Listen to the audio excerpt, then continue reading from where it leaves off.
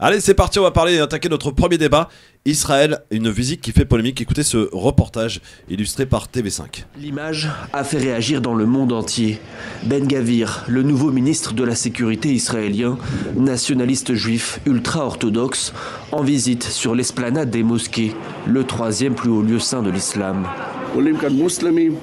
Dans un gouvernement dont je suis membre, il n'y aura pas de racisme ni de discrimination et les Juifs iront sur le mont du Temple. Nous clarifions cela pour le Hamas. Nous ne nous rendons pas, nous ne nous inclinons pas. Légalement, les Juifs ont pourtant déjà le droit de se rendre sur l'esplanade des mosquées, qu'ils appellent le mont du Temple.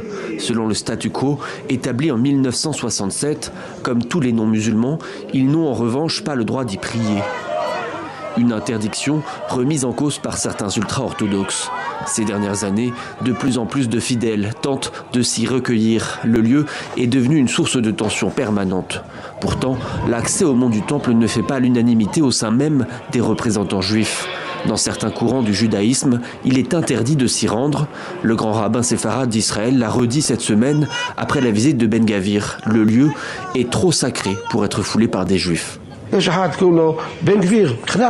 y a cet homme, Ben Gvir. Il est entré dans le mont du Temple. Quel blasphème! Je vous l'aurais dit, vous devez vous éloigner de ces pratiques. Éloignez-vous de ces leaders-là. Comment peuvent-ils se le permettre? Entrer au mont du Temple comme ça? Depuis l'arrivée au pouvoir du nouveau gouvernement composé de forces d'extrême droite et ultra-orthodoxes, de nombreux Israéliens sont inquiets. Hier soir, ils sont des milliers à avoir manifesté dans les rues de Tel Aviv. Je suis venu ici aujourd'hui avec des milliers de personnes. C'est la première fois et ça va durer longtemps. Parce que nous avons un problème ici en Israël. Parce que les extrémistes commencent à déployer leurs forces et ils ne représentent pas la majorité des gens. Alors est-ce que c'est vrai d'ailleurs que les extrémistes effectivement ont déployé leurs forces? Ça c'est oui, évidemment. Mais est-ce qu'ils représentent la majorité du peuple? C'est la question que se pose aujourd'hui. Si je ne m'abuse, des élections, enfin je veux dire, qui met Netanyahou au pouvoir, à part les Israéliens qui votent, c'est pas moi, hein, je veux dire, Spain.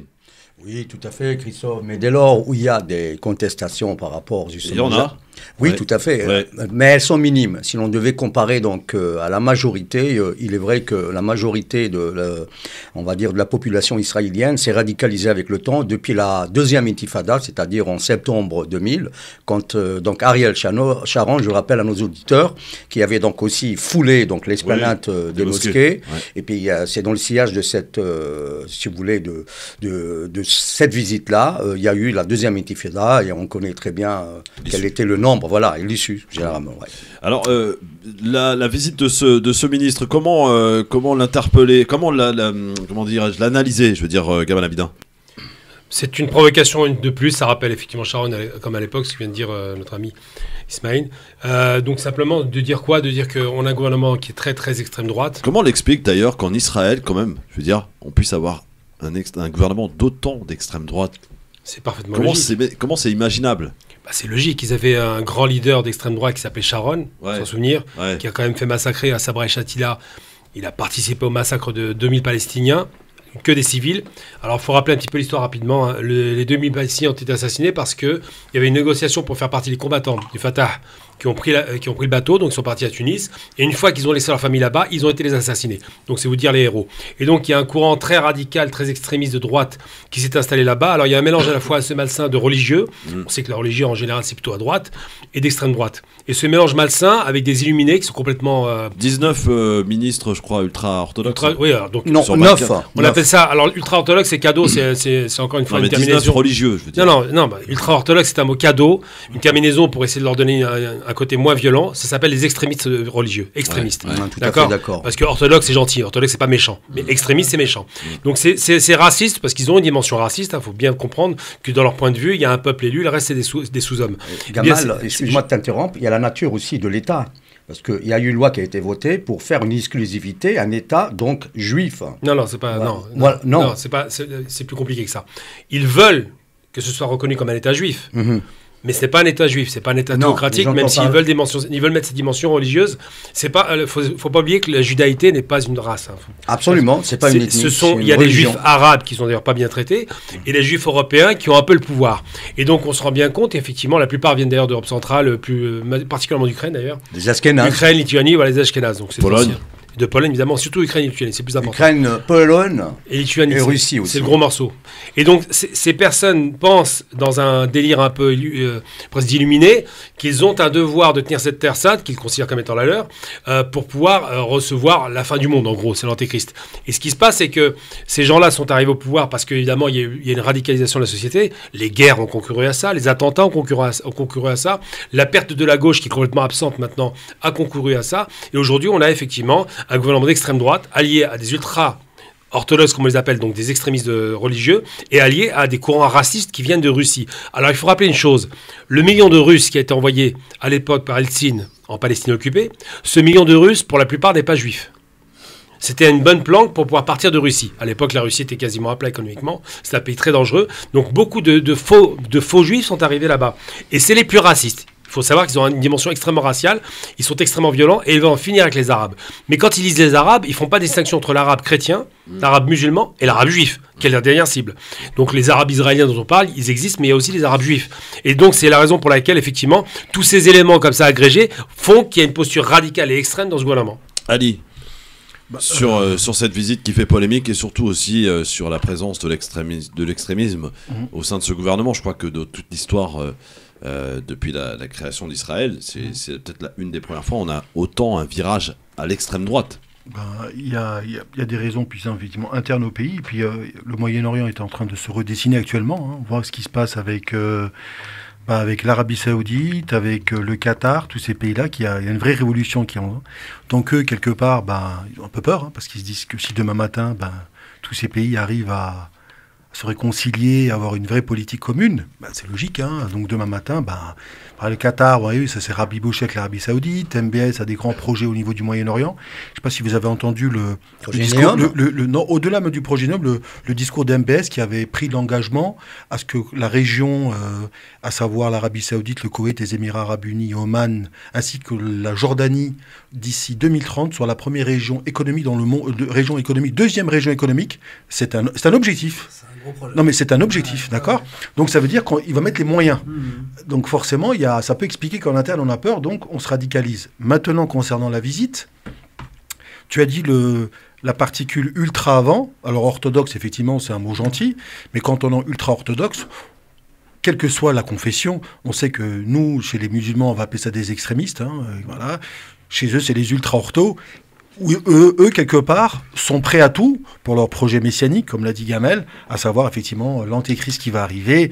Donc, il faut, effectivement, le grand Israël. Donc, quelque part, ces gens-là, ultra-orthodoxes, qui, pour la plupart, ne travaillent pas, il faut savoir, ils ne travaillent pas. Ils vivent grâce aux aides, aux contributions des... En parlant d'aide, Ali, pas plus loin qu'hier, le gouvernement israélien a pris une série de mesures, dont la confiscation des revenus fiscaux des Palestiniens, 39 millions d'euros. Dollars, et qui comptent reverser aux personnes supposées être victimes de terrorisme. Voilà. Donc tu vois, tu précises bien les choses. Donc la notion d'ultra. On sait que des pays comme ça, par définition, n'auront une existence qu'à partir du moment où il y a un ennemi. Donc il faut un ennemi. Donc il faut inventer un ennemi. Un peu comme les Américains. Comme les Américains, sur cette politique d'ennemi. Si on n'a pas d'ennemi, on n'existe pas. Parce que tout le monde sait pertinemment que la paix en Israël, c'est la mort d'Israël. Tout le monde le dit. On le dit depuis longtemps. Parce qu'ils vont commencer la gauche israélienne, c'est Rabin, par exemple. La gauche israélienne... Rabin, c'est pas la gauche. C'était un faucon. C'est pas lui qui reprend. Dans le contexte de... C'était un courant qui était quand même un peu plus... Ah oui, tout à fait. Oui, non, il s'est assagi avec le temps. Non, il s'est pas assagi. Pardon. Il avait compris le conflit. Non, il n'a pas compris. Excuse-moi, tu me laisses finir. Je suis pas d'accord avec toi. Moi, tu as le droit de ne pas être d'accord. Vas-y. Non, il a le droit de ne pas être d'accord. Mais ceci dit, il y a des faits historiques. Justement, à l'issue de la guerre des 6 jours, et il est vrai que Rabin faisait partie. D'ailleurs, c'était le grand vainqueur, lui, avec Ariel Sharon, qui ont été les grands vainqueurs, ce qu'on appelle de l'occupation de Jérusalem-Est. Et depuis ce jour-là, après, ils ont essayé, on va dire, d'étouffer l'oiseau dans l'œuf. Ils n'ont pas essayé. Il y a eu encore la première intifada. Et à la suite de cette intifada, il avait compris que la résilience des Palestiniens, elle était donc rude à toute épreuve et qu'il fallait donc négocier, comme De Gaulle, par exemple, avec les Algériens. Non, il n'y a pas de problème. J'ai fini mon propos. Et donc, voilà, j'ai perdu le fil de la discussion. Non, il fallait négocier. Vas-y. Il fallait négocier, continue. Donc, pardon ? Tu dis il fallait négocier, continue ton propos. Oui, tout à fait, c'est bon. Ok, d'accord. Alors là, je suis pas tout à fait d'accord parce qu'il faut savoir qui est Rabin, parce qu'il a été tué par un extrémiste. C'est un faux con, Yigal Amir, c'est l'homme qui avait donné. Il faut se rappeler quand même. D'abord, c'est pas un homme de gauche. C'est l'homme qui avait donné les ordres à ses soldats de casser les os des Palestiniens avec des pierres, d'accord. Voilà, donc il est loin d'être un homme modéré, mais ce qui se passe, c'est que la guerre du Golfe. Non, il n'a pas évolué. Non, pas du tout. Il n'a pas du tout. C'est une prise de conscience. Il n'a pas du tout. Pas du tout. Il n'a pas voulu la paix. En 91, je te rappelle qu'il a été tué par un radical. Mais c'est pas le problème. Il a été tué par un radical sur instigation indirecte et implicite de l'actuel Premier ministre. Attends, je finis mon propos. En 91, l'Irak est mis à sac par les Américains. James Baker et son gouvernement, donc de Bush père, disent à Israël, vous devez faire la paix avec les Palestiniens, et les obligent à faire la paix. Alors ça commence d'abord par le petit Shamir qui refuse. Après, il est obligé de se plier. Et ensuite, avec des négociations difficiles, ils finissent par se dire, les Américains, vous nous coupez notre argent. Ouais. Et ils plient sous la pression américaine. En aucun cas, cet homme n'était un modéré, ni un type qui a compris. Il a été obligé de serrer la main à Yasser Arafat, on s'en souvient. C'était pas une main qui l'hésitation. Non, il n'a pas hésité. On l'a obligé. Non, pardon. Attends, je parle de la poignée de main. Il l'a obligé à serrer la main. Il y avait une hésitation. Non, il l'a obligé. On se souvient que c'était quand il s'appelle. Ta perception des choses. Non, mais après, il y a des faits qui sont là, qui sont filmés. Les faits sont filmés. Voilà. C'est quand il s'appelle. J'invite nos auditeurs à revenir sur ces séquences-là. Ils verront qu'il y a une hésitation avant de donner la main. Je peux finir, s'il te plaît. Donc, c'est donc Bill Clinton. Non, mais j'ai dit, les hésitations n'existent pas. C'est Bill Clinton qui l'oblige qui prend sa main pour qu'il lui serre la main. Il lui a pas pris la main. Quasiment. Rappelle-toi. Quoi qu'il en soit. Hicham. Ouais. Merci. Attendez, je vois que c'est vraiment animé. Ça faisait longtemps que j'avais pas. Ça t'avait manqué, hein. Exactement. Non, écoute, moi, pour ma part, moi, juste pour ma part, je serais juste sur les faits et rien que les faits. Pour moi, donc, factuel, un peu comme tu disais, on entretient quelque chose. Je pense que tu sais, il y a toujours un agenda politique. Par moment, il faut remettre un peu d'huile sur le feu. Et encore une fois, on sait que ça fait réagir et c'est peut-être aussi une manière de remobiliser les troupes. Et effectivement, je trouve que effectivement, en temps de paix, les gens retrouvent la raison. Et il se peut que justement, ça desserve à ceux qui ont les rênes entre les mains, tu vois. Donc, je pense que c'est pas anodin. Donc, une petite visite histoire de dire par contre, juste, c'est peut-être une nouveauté quand même dans ce qui s'est passé là, c'est que pour la première fois, il y a d'autres rabbins qui s'expriment en disant allez sur le mont du Temple, ça ne se fait pas. Ce qui est nouveau, parce qu'avant, c'est blasphématoire. Avant, t'as vu, il a utilisé l'adjectif blasphème. Attends, Christophe, c'est pas mal, hein, c'est bien. Il y a une petite précision à apporter là-dessus. Ah bon, laquelle ? Voilà, justement, le grand rabbin d'Israël, il n'a pas fait parce qu'il adhère à la cause palestinienne. Il faut le reconnaître. Parce que dans la doctrine juive, on attend ce qu'on appelle le prophète, le Messie qui va arriver. Eux aussi, ils ont leur Messie. Il s'appelle Gamal, je crois. Dieu m'en prie. Bon, donc ils attendent leur Messie, et dès lors où il y aura ce Messie, c'est à ce moment-là qu'ils vont aller se recueillir. Messie, ou Messie Non, le Messie. Chameau. Le chameau là-bas. Voilà. Bon, donc, spécial dédicace. Christophe, pour revenir aux choses sérieuses. Donc, s'il y aura l'avènement de ce Messie, automatiquement, il y aura ce qu'on appelle un recueillement sur le mont du Temple. Et c'est la raison pour laquelle il est formellement interdit à tout juif, à tout bon juif, de s'y rendre de prétexte de blasphémie. Oui, blasphématoire. Voilà. Waïd est avec nous au standard. Bonjour Waïd. Il était avec nous. Bon, salut Waïd. Il m'appelait pour me dire, dis-leur de se calmer, on comprend rien. Bon. Oui. Faut qu'on fasse super attention. Faut que soit discipliné. Sinon, moi j'ai ça là. Moi également, on est emporté par la passion. Voilà.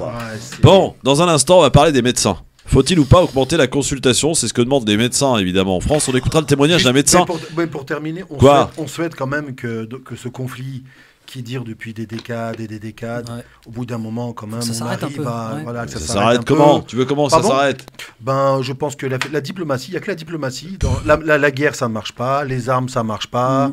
On voit que finalement, ils sont destinés, ils sont condamnés à se mettre autour d'une table et prendre 1 an, 2 ans, 3 ans, 4 ans, 5 ans. La question est, est-ce qu'une terre sans peuple est destinée à accueillir un peuple sans terre? C'est quoi ces questions-là? C'est la propagande. C'est la propagande sioniste à la base. Tu connais quand même, gamin, parce qu'il fallait bien trouver donc une raison valable pour faire venir dans le bateau Exodus. C'est pour faire parler ce main. Wade, on l'a retrouvé. Salut Wade. Wade. Salam alaikum. Wa alaikum salam. Wade, bonjour à toi. Alors déjà, merci à vous, merci à tous les participants. C'est très très intéressant, mais c'est vrai que c'est un peu animé, donc du coup on a un peu du mal à suivre. J'ai qu'une seule question. Pourquoi est-ce que dans les médias, de manière générale, on revient pas, on a parlé beaucoup de genèse de l'État d'Israël. Pourquoi est-ce qu'on revient pas à chaque fois à la genèse de l'État d'Israël et du concept d'État-nation qui a vu le jour au début du XXe siècle, et qu'avec ce concept d'État-nation, et uniquement ce concept d'État-nation qui est un concept purement occidental en plus, pourquoi est-ce qu'on ne parle pas aujourd'hui d'un État colonial pour l'État d'Israël? Simple question. Ah bah si, on parle d'un État colonial sans problème ici. Je pense qu'il y a consensus là-dessus, mon cher. Oui, là-dessus, il n'y a pas de problème. Enfin, en tout cas, ici, vous ne entendrez pas du moins nous exprimer autrement. Des territoires occupés. Ah bah oui, on parle de territoires occupés sans aucun problème. Quand on parle du territoire occupé, est-ce qu'on parle de tout le territoire israélien ou de la Cisjordanie? Alors, pardon, qu'est-ce qu'il a posé comme question? Tout le territoire ou toute la Cisjordanie? Est-ce qu'on peut s'arrêter à 1967 peut-être? Généralement, l'ONU retient justement le partage de 67. Voilà, donc c'est-à-dire Jérusalem-Est pour l'autorité palestinienne et Ouest pour l'État d'Israël. On y fait souvent référence justement quand on essaie de faire des escalades. On dit revenir justement à ça. Donc je pense que tout est pris en compte. Avant et 67, ça te paraît convenable, Gamal Abidin? Pas du tout. Ah bon. Allez. Absolument pas. Et une pièce dans le. Non, mais il faut être un peu sérieux. Non, mais je le dis directement. J'ai déjà eu l'occasion de le dire à Laila Shahid dans une conférence avec l'ONU, précisément par rapport à ces questions-là. Au nom de quoi on va accepter ce qu'on appelle les frontières de défaite arabes? Ils ont volé des terres par la force. Et on dit, on accepte ça. Non. La loi, s'il y avait une loi qui n'a même pas été votée par les Arabes parce qu'on était colonisés, je le rappelle à l'époque, c'était 47-48. En 47, l'ONU fait un plan de partage de 2 États à part égale. 67, on perd Jérusalem, on perd les 3/4 du territoire et on va accepter les frontières de la défaite. Non. La seule frontière qu'on peut reconnaître, si on doit reconnaître une frontière, c'est la frontière du droit de 47, un point final. T'es favorable à 2 États? Pardon, à 2 États, côte à côte? Mon point de vue, je pense qu'il y ait un seul État multinational qui s'appelle l'État palestinien, avec tout le monde, à part égale, bien traité. Donc toi, plus d'Israël? Un seul État palestinien. Donc toi, plus d'Israël? La Palestine a toujours existé. Oui, non mais d'accord, mais Israël. Mais Israël, c'est une invention. La Palestine a toujours existé. Il y a des Juifs palestiniens qui ont toujours vécu là-bas. Ils ont vocation à rester chez eux. Ils sont chez eux. Et j'ai même encore plus loin. La Palestine historique. La Palestine biblique même. Ouais. Je vais dire un truc simplement. Les Juifs ont vocation à rester dans tous les pays où ils ont été chassés parce qu'ils sont chez eux. Oui.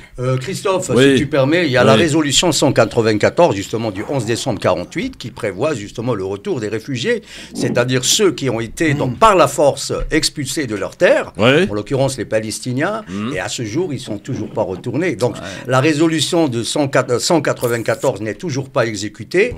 Je vois mal comment on pourrait parler de 2 États, sachant pertinemment que les Israéliens ils ont une doctrine.